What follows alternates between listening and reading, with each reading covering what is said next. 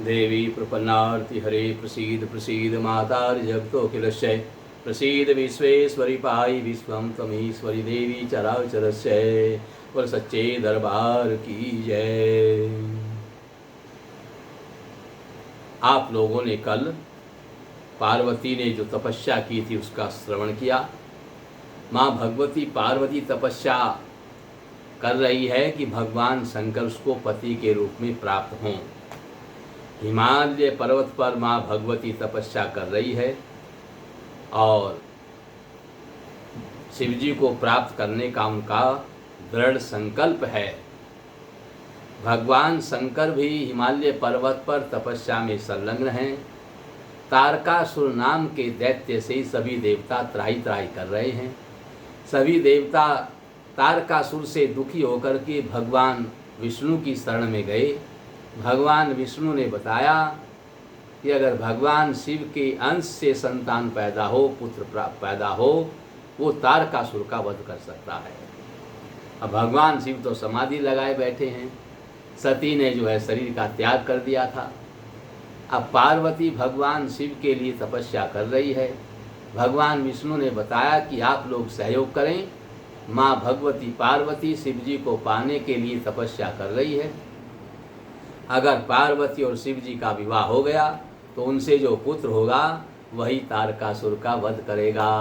और सच्चे दरबार की जय। क्योंकि जब जब संसार पर आपत्ति आई है, जब जब भयानक आक्रामकता आई है, जब जब संसार में महामारी आई है, तब तब माँ भगवती दुर्गा ही कोई न कोई रूप धारण करके पृथ्वी पर आती है और पृथ्वी का उद्धार करती है। संसार के लोगों को महामारी से बचाती है। और जब देवता पृथ्वी पर विचरण कर भी नहीं कर सकते, कंदराव में छिप जाते हैं और असुर बढ़ जाते हैं, तब माता कोई न कोई रूप धारण करके उस असुर का संहार करती है।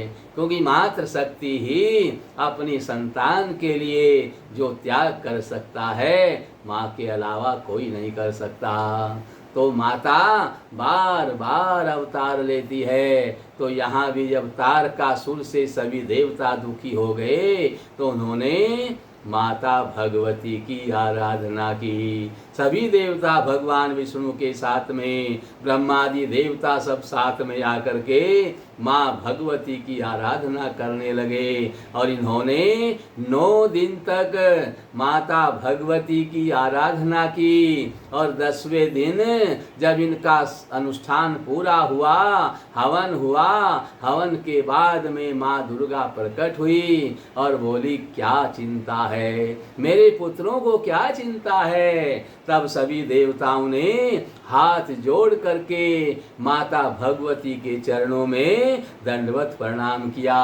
माता भगवती प्रसन्न हुई और देवताओं ने कहा कि तारकासुर जो राक्षस है उससे सभी देवता पृथ्वी पर विचरण कर रहे हैं और कंदराओं में छिपे रहते हैं। स्वर्ग पर तारकासुर जैसे असुरों का आधिपत्य हो गया है। हे माता जगत जननी, आप तो माता हैं, अपने पुत्रों की रक्षा करने वाला माता के अलावा और कौन है, आप रक्षा कीजिए। माता दुर्गा भगवती ने कहा, आप लोगों ने नियम पूर्वक 9 दिन तक मेरी आराधना करी है और 10वें दिन मेरी आराधना पूरी होती है। आपने बड़ी श्रद्धा भक्ति से नियमों का पालन करते हुए मेरी आराधना की है, इसलिए मैं जरूर तुम्हारी रक्षा करूंगी। और मैं भगवान शिव से विवाह करके मैं पार्वती के रूप में हिमालय पर्वत पर तपस्या कर रही हूँ। भगवान शिव के साथ में विवाह करूंगी और मेरे द्वारा भगवान शंकर से जो भी संतान होगी वही तारकासुर को मारेगा। इसलिए आप चिंता न करें, मेरा स्मरण करते रहें, मेरा ध्यान करते रहें, मेरी ही चर्चा सुनते रहें और मेरे ही चरित्रों को श्रवण करते रहें, तुम्हारा कल्याण होगा। इस प्रकार से कहकर माँ दुर्गा जगत जननी अंतर ध्यान हो गई। बोल सच्चे दरबार की की जय। इस प्रकार से माता जब अंतर ध्यान हो गई, सभी देवता बड़े प्रसन्न होकर के अपने अपने स्थानों पर चले गए। और कुछ समय के पश्चात जब माता भगवती की तपस्या पूर्ण हुई तो सप्त ऋषि वहाँ पर आए परीक्षा लेने के लिए। सप्त ऋषियों ने माता पार्वती की परीक्षा ली। माता जी तो माता हैं, जगत जननी हैं, वे परीक्षा में सफल हो गई। तब ये सप्त ऋषि कहाँ पहुँचे? हिमालय के पास पहुँचे और हिमवान को लेकर के आए और कहा कि भगवान शिव के साथ में आप अपनी पुत्री का विवाह संस्कार कर दें। सप्त ऋषियों के कहने पर हिमवान तैयार हो गए और भगवान शिव के पास में आए। उन्होंने भगवान शिव से प्रार्थना करी, आप मेरी पुत्री के साथ में विवाह कर लें। तो विष्णु भगवान ने पहले ही भगवान शिव को कह दिया था कि आप संसार के कल्याण के लिए विवाह कर लें, क्योंकि आपके अंश से जो संतान पैदा होगी, जो पुत्र पैदा होगा, वही तारकासुर को मारेगा। इसलिए भगवान शिव तैयार हो गए और हिमवान ने इनके साथ में अपनी पुत्री पार्वती का विवाह कर दिया। पार्वती के साथ में शिव जी का विवाह बड़ी धूमधाम से हुआ और सभी सज धज करके हिमालय के यहाँ बारात लेकर के पहुँचे और इनका पाणी ग्रहण भगवान शिव के साथ में हो गया। पार्वती को प्राप्त करके भगवान शिव हिमालय पर्वत पर बड़े सुख से रहने लगे और तारकासुर के अत्याचार से पृथ्वी पीड़ित हो गई थी। वो भी गाय का रूप धारण करके सब देवताओं के साथ में गई थी। अब ये भगवान शिव के पास में गई और प्रार्थना करी। भगवान शिव बोले, चिंता क्यों करती है, मैं अब तेरी पीड़ा का हरण जरूर करूंगा। और तब भगवान शिव के अंश से माता पार्वती के गर्भ से कार्तिकेय नामक पुत्र हुआ। और सच्चे दरबार की जय। कार्तिकेय का जन्म हुआ। कार्तिकेय का जब जन्म हुआ तो शिव पार्वती दोनों ही बड़े आनंद मग्न हो गए। देवताओं के तो आनंद का भी ठिकाना नहीं है। सभी देवता नगाड़े और बाजे बजाने लगे और माता का जय जयकार बोलने लगे।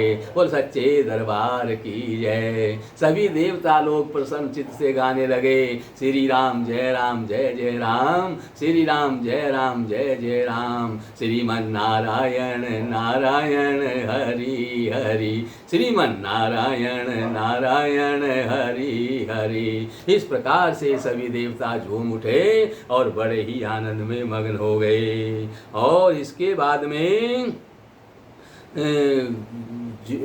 जैमिनी ऋषि को भगवान वेद व्यास श्रवण करा रहे हैं। जैमिनी ऋषि को, जैमिनी महर्षि को भगवान वेद व्यास श्रवण करा रहे हैं कि जब भगवान शिव के यहाँ पुत्र उत्पन्न हुआ, यानी वायुदेव के प्रयास से शिव का तेज कर्तिकाओं में स्थापित हुआ, परंतु वे उसे सहन नहीं कर सकी। कर्तिकाओं ने उस तेज को काष्ठ कोश में रखकर गंगा जी में प्रवाहित कर दिया। उस काष्ठ कोश को ब्रह्मा जी निकाल करके उस स्थान पर ले गए जहाँ वो रहते थे, अपने स्थान पर ले गए। और इसी काष्ठ कोश से अश्विन मास की पूर्णिमा, ये अभी जो अश्विन मास की पूर्णिमा आ रही है 17 तारीख को, इसी अश्विन मास की पूर्णिमा तिथि को ब्रह्मलोक में 12 भुजाओं, 12 नेत्र और 6 मुख वाले कार्तिकेय का जन्म हुआ। तारकासुर को मारने के लिए कार्तिकेय के कितने मुख थे? 6 मुख थे। भुजा कितनी थी? बोले 12 हाथ थे। और उसको मारने के लिए, यानी किसको? तारकासुर को मारने के लिए इनके 12 नेत्र, 12 भुजाएं और 6 मुख लेकर के ये पृथ्वी पर प्रकट हुए और इन्होंने तारकासुर का वध कर दिया। तारकासुर का वध होते ही इन्होंने सभी निशाचरों का संहार कर दिया। और इस प्रकार से तारकासुर का जब वध हो गया तो देवताओं के विशेष आग्रह के करने पर ब्रह्मा जी ने कार्तिकेय को तारकासुर की प्रेरणा दी। उसके वध की प्रेरणा ब्रह्मा जी ने कार्तिकेय को बताई थी कि किस प्रकार से आपको तारकासुर को मारना है। उस भयंकर देवता के मारे जाने पर सभी देवता गंधर्वों को बड़ा हर्ष हुआ और बड़े ही आनंद में मग्न हो गए और भगवान शंकर और पार्वती को भी बड़ा आनंद मिला। उन्होंने बड़े हर्ष के साथ में अपने पुत्र का उत्सव मनाया। इस प्रकार से जैमिनी ऋषि को वेद व्यास बताते हैं कि इसके बाद भगवान विष्णु ही गजानन के रूप में अवतीर्ण हुए हैं। गजानन जो हैं स्वयं भगवान विष्णु ही गजानन के रूप में अवतरित हुए हैं। ये भगवान विष्णु के अवतार हैं गजानन। तो भगवान विष्णु एक बार की बात है, भगवान महेश्वर उमा को घर में छोड़कर अपने गणों के साथ में वन में पुष्प लेने के लिए चले गए और माता भगवती स्नान करने के लिए अपने शरीर में उबटन लगा रही थी और उबटन लगाते लगाते वह स्नान के लिए जाने को जैसे ही तैयार हुई, भगवान विष्णु की पूर्व प्रार्थना का स्मरण करके अपने शरीर पर लगे हुए हल्दी के उबटन का अंश लेकर के उन्होंने एक पुत्र का निर्माण कर दिया कि मैं जंगल में स्नान करने जाऊंगी, कोई एकदम अचानक आ न जाए। इसलिए उन्होंने भगवान विष्णु की प्रेरणा से ही कि मैं तुम्हारे अंश से ही प्रकट होना चाहता हूँ, तो उनकी प्रेरणा थी। इन्होंने उबटन से ही मैल उतार करके, कोई मैल कहता पर उबटन हल्दी का उबटन, इसको उतार करके उन्होंने एक पुत्र पर तैयार कर दिया। उसमें प्राणों का संचार भी कर दिया और प्रसन्नता पूर्वक उसको दूध पिलाते हुए भगवती ने कहा, पुत्र जब तक मैं स्नान करके ना लौटूं तब तक तुम मेरे इस नगर की रक्षा करना। इसी बीच भगवान शंकर नगर के द्वार पर आ गए। बालक के रोकने पर भी शूलपाणी भगवान शिव वहां नहीं रुके और उन्होंने क्रोध करके उसके मस्तक को काट दिया। जब मस्तक को काट दिया उसी समय पार्वती स्नान करके लौट आई। उन्होंने गणेश को जीवित किंतु सिर विहीन देखकर, जीवित तो थे मरे नहीं क्योंकि भगवती के अंश से उत्पन्न हुए हैं, लेकिन सिर विहीन देख करके महादेव से कहा कि इसका मस्तक किसने काटा है। भगवान शिव ने सारी बात बताई। तो इस दशा को देख करके माता भगवती बड़ी नाराज हो गई और माता भगवती को नाराज देख करके भगवान शंकर डर गए, क्योंकि जब भगवती ने भगवान शिव से विवाह किया था तब भी उन्होंने अपना भयंकर रूप, जो अपने पिता के यज्ञ में जब गई थी और अपने पिता को जो भयंकर रूप दिखाया था वही भगवान शिव को दिखाया। तो भगवान शिव तो जय जयकार करने लगे, उनके चरणों में लेटने लगे। माता भगवती से कहा कि इस प्रकार से मेरे ऊपर कुपित मत होना। इस प्रकार से भगवती जग जननी तो महाशक्ति है, यही 10 महाविद्या है, 10 दिशाओं में ये प्रकट हो जाती है। तो 10 दिशाओं में किसी को कोई रास्ता नहीं मिलता है। यही रास्ता देने वाली है, यही सुख देने वाली है, यही दुख देने वाली है, यही सारा वैभव देने वाली है। और ये भगवान शंकर के ऊपर कुपित हो गई। तो भगवान शंकर ने कहा कोई बात नहीं, मैं इसको जरूर जीवित करूंगा। अपने गणों से कहा कि जो माता अपने पुत्र की ओर से मुख फेर कर सो रही हो उसके पुत्र की गर्दन ले आओ। तो देखा कि हथनी अपने पुत्र से मुख फेर कर सोई हुई थी, तो उस हथनी के बच्चे का मुख काट करके ले आए। उसका मस्तक इन्होंने गणेश जी को लगा दिया। अब गणेश जी को और हाथी का मस्तक देख करके भगवती पार्वती जगत जननी ने कहा कि ये मेरे पुत्र को कौन पूछेगा, ये तो बड़ा भद्दा दिखाई दे देता है। तब भगवान शंकर ने कहा मैं इसको अपने गणों का स्वामी बना देता हूँ और इसको गणेश के पद पर स्थापित कर देता हूँ। सब लोग इसकी पूजा करेंगे और जब तक इसकी पूजा नहीं होगी तब तक कोई पूजा स्वीकार नहीं करेगा। इस प्रकार से भगवान शिव ने गणेश को प्रकट किया। बोल सच्चे दरबार की जय। माता भगवती की लीला कौन जान सकता है। माता भगवती तो स्वच्छंद विचारों वाली है, स्वच्छंद विचरण करने वाली है। इस प्रकार दो पुत्रों के सन्निधान से शिव पार्वती अपनी इच्छा से कैलाश तथा काशीपुरी में भगवान शिव के साथ में विहार करने लगी। इस प्रकार से माता भगवती पार्वती और भगवान शिव भगवान श्री राम का स्मरण करते हुए वहीं पर आराधना करने लगे। और आराधना राम जी की आराधना के द्वारा कि श्री राम के सर्वत्र विजयी होने एवं पवन पुत्र हनुमान के रूप में प्रकट होकर निरंतर सहयोग करने का वचन दिया है कि मैं ही हनुमान के रूप में आऊँगा। क्योंकि भगवान राम को अपना ईश मानते हैं। बोले मैं हनुमान के रूप में आऊँगा और तुम्हारी सेवा करूँगा, बदले में कुछ नहीं लूँगा।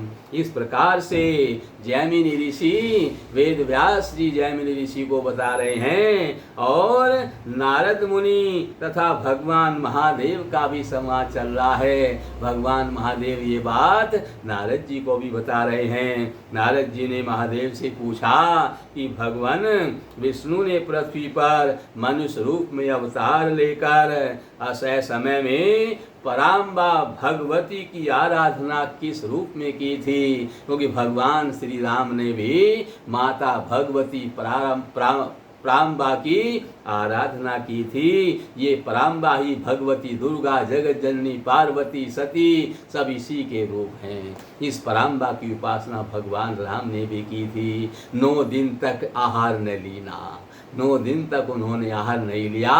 तब दशहरे को 10वें दिन उन्होंने रावण का वध किया, अपने शत्रु का वध किया। अहंकार रूपी रावण का वध भगवान श्री राम ने किया।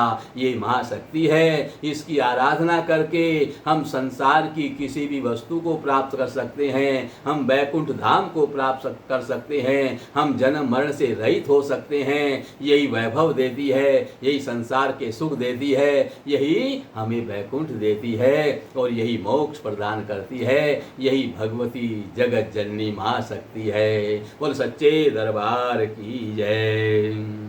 इसका उत्तर देते हुए महादेव जी कहते हैं, हे नारद जी, प्राचीन काल की बात है। त्रिलोक जननी भगवती की प्रार्थना करके 10 कंधर रावण उनकी कृपा से त्रिलोक विजयी हो गया। रावण ने भी जगत जननी की उपासना की और त्रिलोक विजयी हो गया। रावण के भक्ति भाव से प्रसन्न होकर भगवती जगदम्बा उसकी राजधानी लंका में परिणाम स्वरूप लंका में उसे विजय प्रदान करते हुए वहीं पर निवास करने लगी। बोल सच्चे दरबार की जय। इसके परिणाम स्वरूप पृथ्वी तथा इंद्र आदि सभी देवता अत्यंत त्रस्त हो गए। तब भगवान विष्णु ने राजा दशरथ के यहाँ पुत्र के रूप में अवतार लिया और आश्वासन दिया। उसके बाद ब्रह्मा और विष्णु कैलाश को गए और वहाँ भगवान शंकर के साथ तीनों ने भवानी जगदम्बा का स्तवन किया। इन्होंने 9 दिन तक भवानी जगदम्बा का स्तवन किया। इसके बाद ब्रह्मा और विष्णु कैलाश पर गए और भगवती ने प्रसन्न होकर विष्णु के द्वारा मनुष्य रूप में रावण के विनाश का आश्वासन दे दिया। विष्णु भगवान को आश्वासन दे दिया कि आप मनुष्य के रूप में अवतार ले लो और आप रावण का संहार कर दोगे। विष्णु के रूप में उन्होंने तथा रावण पर विजय प्राप्त करके उपाय रूप में अपनी उपासना की प्रक्रिया भी, अपनी उपासना की विधि भी उन्होंने भगवान विष्णु को बताई तथा और ये भी कहा कि अपनी योगिनियों के साथ लंका का त्याग कर देंगी और तभी रावण का वध हो सकेगा। जब तक वे अपनी योगिनियों को साथ लंका में बैठी हैं तब तक रावण का नाश कोई नहीं कर सकता। तो भगवती जगत जननी ने विष्णु भगवान को ये भी बताया कि जब आप राम के रूप में लंका का विनाश करने जाओगे, रावण का वध करने जाओगे, तब मैं अपनी योगिनियों सहित लंका को भी छोड़ दूंगी। इस प्रकार भगवती जगदम्बा की कृपा से भगवान विष्णु ने रामावतार लेकर वानरों की सहायता से भीषण युद्ध करते हुए रावण का संहार किया। ये भगवती देवी की शक्ति से ही किया। माता भगवती जगत जननी सबका कल्याण करने वाली है। जब जब पृथ्वी पर अपराध बढ़ता है, ये माता जगत जननी ही पृथ्वी पर अवतार लेकर के संहार करती है। भगवान जब अवतार लेते हैं तो शक्ति पहले आती है। राम जी आए, सीता जी पहले आई। कृष्ण जी आए, राधा जी पहले आई। शिव जी आए, पार्वती पहले आई। तो ये भगवती ही पहले अवतार लेती है और यही सब काम करती है। ये शक्ति का अवतार है। ये पराम्बा भगवती जगत जननी ही सबका कल्याण करती है। इसके बाद में एक समय की बात है, परम कौतुकी भगवान शिव कैलाश शिखर पर भ्रमण कर रहे थे। किसके साथ में? माता भगवती पार्वती के साथ में भ्रमण कर रहे थे। उन्होंने भगवती से अपनी एक इच्छा प्रकट करते हुए कहा कि यदि आप मुझ पर प्रसन्न हैं तो पृथ्वी तल पर कहीं भी पुरुष रूप से अवतीर्ण हो और मैं स्त्री रूप से अवतीर्ण होऊंगा। भगवान शिव ने इच्छा की माता पार्वती से और कहा कि इस बार अवतार लेंगे दोनों पृथ्वी पर चलकर, और वहां क्या करेंगे? इस बार तुम तो पुरुष बनो। भगवान शिव माता पार्वती से कह रहे हैं कि इस बार तुम तो पुरुष बनो और मैं स्त्री बनूंगा, मेरी ये इच्छा है। और ये भी कहा भगवान शिव ने कि मैं 2 अवतार लेना चाहता हूँ, क्योंकि तुम तो शक्ति हो, तुम्हारा मुकाबला मैं अकेला नहीं कर पाऊंगा, इसलिए मैं 2 अवतार लूंगा और तुम 1 अवतार ले लो। उसमें बनना क्या है? तुम्हें पुरुष बनना है और मैं स्त्री बनूंगा। तो क्या बने भगवान शिव पार्वती? बोल सच्चे दरबार की जय। क्या बने?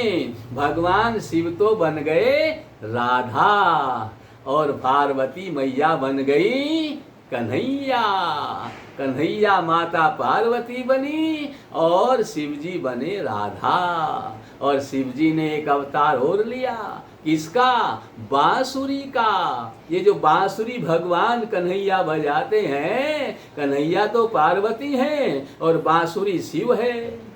इसलिए पार्वती यानी कन्हैया बांसुरी को छोड़ते नहीं हैं। और राधा क्या कहती है? ये शिव पार्वती मिल गए, इनका कोटा पूरा हो गया, मैं अकेली रह गई, ये मुझे कौन पूछेगा। इसलिए राधा बांसुरी को चुरा लेती है, बार बार बांसुरी को चुराती है। इस प्रकार से भगवान शंकर ने याचना की माता पार्वती से कि मेरी ऐसी इच्छा है। देवी ने भी इसे स्वीकार कर लिया। महादेव जी ने कहा, महादेव जी से कहा, हे स्वामी, आपकी प्रसन्नता के लिए मैं पृथ्वी पर वसुदेव जी के घर पुरुष रूप में यानी श्री कृष्ण होकर के अवतार लूंगी। और भगवती की बात सुन करके भगवान शंकर बड़े ही प्रसन्न हुए और कहा कि मैं वृषभानु के यहाँ श्री राधा के रूप में अवतार लूंगा और दोनों पृथ्वी पर रह करके लीलाएं करेंगे।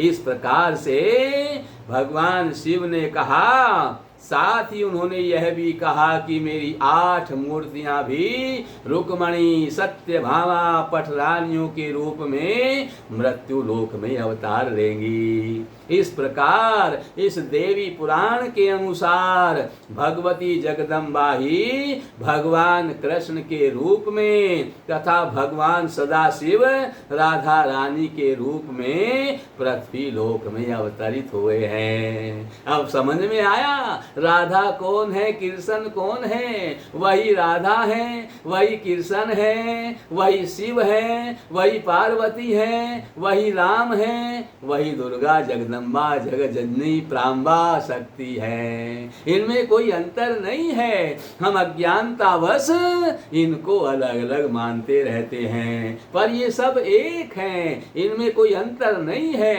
जब तक हमारे अंदर अज्ञानता है तब तक इनमें अंतर मानते हैं, और जब ज्ञान आ जाता है, गुरुदेव की कृपा से हमें ज्ञान मिल जाता है, तब हमें पता चलता है कि ये सब एक हैं, इनमें कोई अंतर नहीं है। ये तो सब शक्तियां हैं, पृथ्वी पर लीला करने के लिए अनेक रूप धारण करके आते हैं और अपने भक्त जनों को आनंदित करते हैं। और सच्चे दरबार की जय।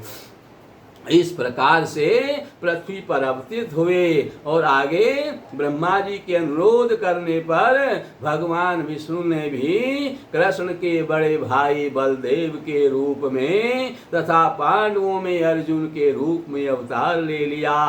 आगे इस प्रकार से भगवान श्री कृष्ण ने वहाँ अपना बाल चरित्र की लीला करी है। रास लीला और अक्रूर जी के वज्र जाकर श्री कृष्ण को मथुरा लाने तथा उनके द्वारा सह परिकर कंस का वध करके वसुदेव देवकी को बंदी गृह से मुक्त करके उनके दर्शन प्राप्ति का इन्होंने सब लीलाएं करी हैं, कृष्ण बन करके करी हैं। यही भगवान शिव हैं। इस प्रकार से इन्होंने युधिष्ठिर का राजसूय यज्ञ संपन्न करवाया है, शिशुपाल का वध किया है, श्री कृष्ण का रुक्मणी से पाणी ग्रहण किया है तथा पांडवों की द्यूत में पराजय के पश्चात वनवास का भी वर्णन किया गया है। इस प्रकार से 12 वर्ष का वनवास पूर्ण करने के बाद पांडव द्रौपदी के साथ कामाख्या देवी पहुंच गए। कामाख्या देवी में कहाँ है? भगवती सती के जो 51 टुकड़े हुए वहाँ उनकी योनि गिरी थी, वहाँ योनि पीठ है जो सबसे शक्तिशाली है। वहाँ उन्होंने पांडवों ने माता भगवती की उपासना करके उन्हें प्रसन्न किया और 1 वर्ष तक अज्ञातवास भगवती के यहाँ उन्होंने कुशल पूर्वक संपन्न होने का उन्होंने वरदान दिया कि 1 वर्ष का जो अज्ञातवास है आप कुशल पूर्वक उसको व्यतीत कर लेंगे, यानी इसमें आप पकड़े नहीं जाओगे। ये माता भगवती कामाख्या ने वरदान दिया। भगवती कामाख्या ने धर्मराज युधिष्ठिर को मत्स्य देश के राजा विराट के यहाँ अज्ञातवास के रूप में 1 वर्ष का समय व्यतीत करने का निर्देश भी दिया कि आप मत्स्य राजा के यहाँ, विराट राजा के यहाँ 1 वर्ष का समय वहाँ बिताएं और आपको कोई पकड़ नहीं पाएगा। और युधिष्ठिर ने अपने भाइयों और पत्नी सहित राजा विराट के यहाँ अज्ञातवास के रूप में 1 वर्ष बिताया। वहाँ की कुछ घटनाओं का वर्णन आपको पहले भी सुन चुके हो। इस प्रकार से क्योंकि विस्तार से जब बताया जाता है, पहले ना बताया गया हो, पहले सब आपको विस्तार से बताया जा चुका है, इसलिए यहाँ संक्षेप में ही बताया जा रहा है। इस प्रकार से ये महाभारत का संक्षिप्त वर्णन है। कौरवों के पक्ष में कृष्ण की सेना और पांडवों के पक्ष में स्वयं भगवान श्री कृष्ण रहे, क्योंकि जब दुर्योधन ने युद्ध ठान ही लिया और ये कन्फर्म हो गया कि अब युद्ध होगा ही, तो शकुनी की बात मानता था ये दुर्योधन। शकुनी के कहने पर भगवान कृष्ण के पास युद्ध में सहायता मांगने के लिए गया, तो भगवान सोए हुए थे। ये उनके सिर की ओर जाकर के बैठ गया। थोड़ी देर बाद अर्जुन भी सहायता मांगने के लिए गया। अर्जुन भगवान के चरणों में बैठ गया। जब अर्जुन भगवान के चरणों में बैठ गया, अब भगवान के नींद टूटी। उन्होंने नेत्र खोले तो सामने अर्जुन को देखा और कहा, रे अर्जुन तुम कब आए? तभी पीछे से दुर्योधन बोला, मैं पहले आया हूँ। भगवान ने फिर पीछे देखा, अरे दुर्योधन तुम भी आए हो, तो दोनों किस लिए आए हो बताओ। दोनों ने कहा कि महाभारत का युद्ध कन्फर्म हो चुका है, अब युद्ध हुए बिना बात नहीं बनेगी, हमें आपकी सहायता चाहिए। भगवान कृष्ण बोले, मैंने पहले अर्जुन को देखा है, इसलिए इसकी भी सहायता करूंगा, और दुर्योधन तुम पहले आए हो, इसलिए मैं तुम्हारी भी सहायता करूंगा। अब उसके लिए क्या है? बोले, एक तरफ मेरी नारायणी सेना है, एक तरफ मैं अकेला हूँ। मेरी नारायण सेना हथियार चलाएगी और मैं निहत्था रहूंगा, कोई हथियार महाभारत के युद्ध में नहीं चलाऊंगा। अब तुम छाट लो, किसको छाटना है। दुर्योधन ने कहा, मैं तेरा क्या करूंगा। भगवान की लीला बड़ी विचित्र है। दुर्योधन उनकी लीला को समझ नहीं पाया, और क्योंकि वो अज्ञानी है, अभिमानी है। जो अभिमान में रत रहता है वो भगवान की लीला को जान नहीं सकता। जो गुरुओं का अपमान करता है वो भगवान की लीला को क्या जाने। जो माता पिता का अपमान करता है वो गुरुओं की बात क्या जाने। जो दूसरे का भाइयों का धन हड़पने में लगा रहता है वो भगवान की लीला चरित्रों को क्या जाने। जो बेईमान आदमी है वो भगवान की लीला को नहीं जान सकता। इसलिए दुर्योधन ने भगवान की लीला को नहीं समझा और कहा कि तू हथियार भी नहीं चलाएगा, मैं तेरा करूंगा क्या। इसलिए मैं तो नारायणी सेना लूंगा। और अर्जुन तो भगवान का भक्त है, माता पिता का सम्मान करने वाला है, गुरुओं का आदर करने वाला है, उसके अंदर अभिमान भी नहीं है। इसलिए उसने भगवान के महत्व को जाना और कहा, प्रभु मुझे तो बस आप चाहिए। दुर्योधन इस बात पर हंसा और परिणाम क्या हुआ, नारायणी सेना लेकर भी दुर्योधन महाभारत के युद्ध को हार गया। और भगवान जिसके साथ हो उसका कोई बाल भी बांका नहीं कर सकता। इसलिए माँ भगवती की कृपा से ये जो भगवान कृष्ण है ये कौन है? पार्वती ने भगवान कृष्ण का रूप धारण किया है और भगवान शिव ने राधा का रूप धारण किया है। ये भगवान कृष्ण साक्षात पार्वती यानी शक्ति का अवतार हैं, जगत जननी है, परम्बा शक्ति है। इनके सामने इनकी लीला को कौन जान सकता है? जो इनके शरणागत है, जो इनके आगे नतमस्तक है, वह इनकी लीला को जान सकता है। इस प्रकार से महाभारत के युद्ध में पांडवों की इन्होंने विजय कराई, कौरवों की हार कराई। आगे की कथा को कल श्रवण कराई जाएगी। बोल सच्चे दरबार की जय।